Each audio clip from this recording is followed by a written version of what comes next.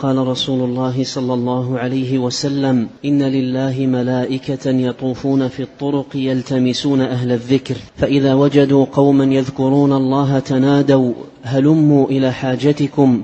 قال: فيحفونهم بأجنحتهم إلى السماء الدنيا. قال: فيسألهم ربهم عز وجل وهو أعلم منهم: ما يقول عبادي؟ قال: يقولون: يسبحونك ويكبرونك ويحمدونك ويمجدونك. قال: فيقول عز وجل: هل رأوني؟ قال: فيقولون: لا والله ما رأوك. قال: فيقول: كيف لو رأوني؟ قال: يقولون: لو رأوك كانوا أشد لك عبادة وأشد لك تمجيدا وأكثر لك تسبيحا. قال: فيقول: فما يسألوني؟ قال: يسألونك الجنة.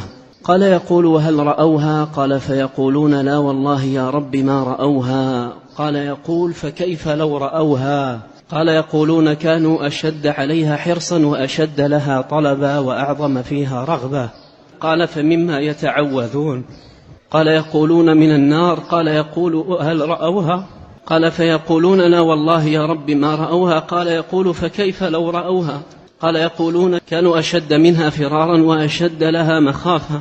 قال: فيقول: فأشهدكم أني قد غفرت لهم. قال: يقول ملك من الملائكة: فيهم فلان ليس منهم إنما جاء لحاجة. قال: فيقول الله تعالى: هم الجلساء لا يشقى بهم جلسون.